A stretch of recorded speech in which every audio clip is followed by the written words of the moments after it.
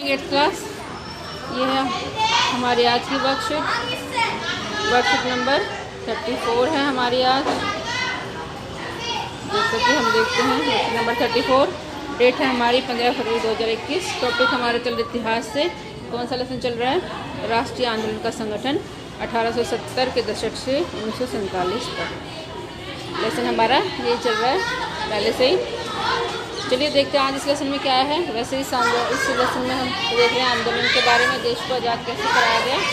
तो ये गांधी जी के आंदोलनों के बारे में हम पढ़ रहे हैं। पहला है इसमें, पहला हमने उस दिन पढ़ लिया था असहयोग आंदोलन। अब हम दूसरे आंदोलन के बारे में पढ़ेंगे, सविनय अवज्ञा आंदोलन। सविनय अवज्ञा आंदोलन की ओर, सविनय मतलब विनय सही, आदर से, नम्रतापूर्वक, अवज्ञा मतलब किसी काम को करने से मना कर देना, ऐसा आंदोलन। तो चलिए देखते हैं आज के इस आंदोलन में क्या है। असहयोग आंदोलन। असहयोग आंदोलन आप सबको पता है, सहयोग ना करना।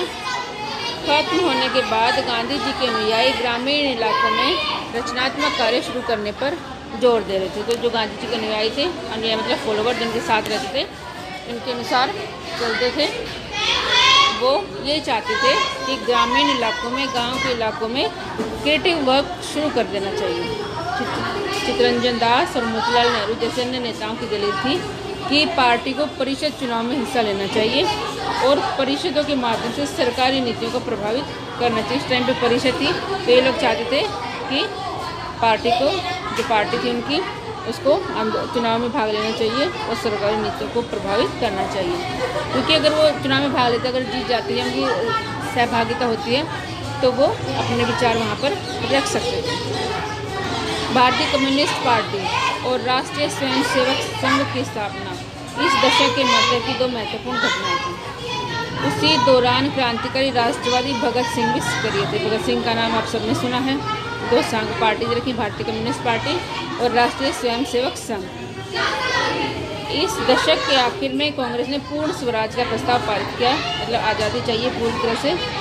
जवाहरलाल नेहरू की अध्यक्षता में 1929 में पारित किए गए इस प्रस्ताव के आधार पर 26 जनवरी 1930 को पूरे देश में स्वतंत्रता दिवस मनाया गया। इस पूर्ण स्वराज की वजह से 26 जनवरी 1930 में स्वतंत्रता दिवस मनाया गया।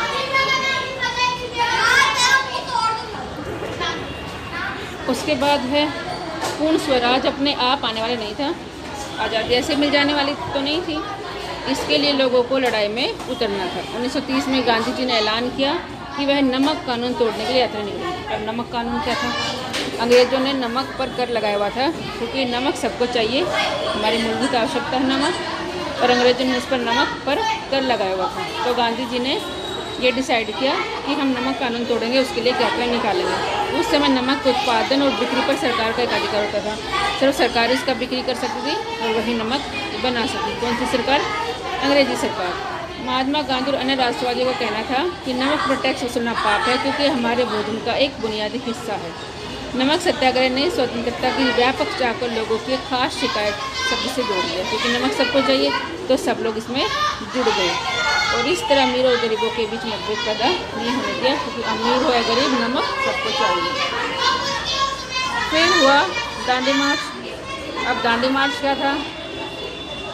दांडी मार्च जो था, गांधी जी ने चलाया था दांडी मार्च। गांधी जी और उनके अनुयायी साबरमती से 240 किलोमीटर दूर दांडी तक समुद्र तट पर पैदल चलकर गए और उन्होंने वहाँ तट पर बिखरा नमक इकट्ठा किया और नमक कानून को तोड़ दिया।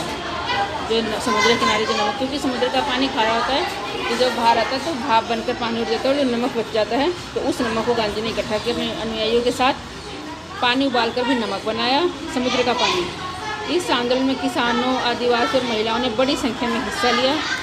नमक के मुद्दे पर व्यावसायिक संघ ने पत्र प्रकाशित किया। सरकार ने शांतिपूर्ण सत्याग्रह आंदोलन को बर्बरतापूर्वक, मतलब उनको कुचलने के लिए अत्याचार करना शुरू कर दिया। हजारों क्रांतिकारियों को जेल में डाल दिया गया। भारतीय जनता के साझा संघर्षों के चलते आखिरकार 1935 के गवर्नमेंट ऑफ इंडिया एक्ट में प्रांतीय स्वायत्तता का प्रावधान किया गया, मतलब राज्यों को भी शासन मिलने का प्रावधान कर दिया गया। याद रखना है आपको। सरकार ने ऐलान किया कि 1937 में प्रांतीय विधायिकाओं के लिए चुनाव कराए जाएंगे। इस चुनाव के परिणाम आने पर 11 में से 7 प्रांतों में कांग्रेस की सरकार बनी, मतलब सरकार जीत गई। प्रांतीय स्तर पर 2 साल के कांग्रेसी शासन के बाद सितंबर 1939 में दूसरा विश्व युद्ध छिड़ गया। जब ये हो गया था, इलेक्शन में कांग्रेस जीत गई थी, तो उसके 2 साल के बाद 1939 में दूसरा विश्व युद्ध छिड़ गया। हिटलर के प्रति आलोचनात्मक रवैये के कारण कांग्रेस के नेता ब्रिटेन के युद्ध प्रयासों में मदद करने के लिए तैयार थे। इसके बदले वे चाहते थे कि युद्ध के बाद भारत को स्वतंत्र कर दिया जाए। जो भारतीय थे वो इसी शर्त पर युद्ध का हिस्सा बनना चाहते थे कि युद्ध खत्म होते ही भारत को आज़ाद कर दिया जाए। अंग्रेजों ने बात नहीं मानी और जो कांग्रेस की सरकार थी उन्होंने अपना इस्तीफा दे दिया। तो ये था हमारा दांडी मार्च। आप इस पिक्चर में देख सकते हैं गांधी जी जो हैं नमक उठा रहे हैं, नमक कानून को तोड़ रहे हैं। तो चलिए देखते हैं कुछ क्वेश्चंस। कांग्रेस के कुछ नेता चुनाव में भाग क्यों लेना चाहते थे, ये आपको करना मैंने भी बताया, क्योंकि वो चाहते थे इससे उनको अपनी बात रखने का अवसर मिलेगा। पूर्ण स्वराज का प्रस्ताव कांग्रेस ने कब पारित किया, उस समय कांग्रेस के अध्यक्ष कौन थे, तो ये तो साफ साफ में दिया गया है।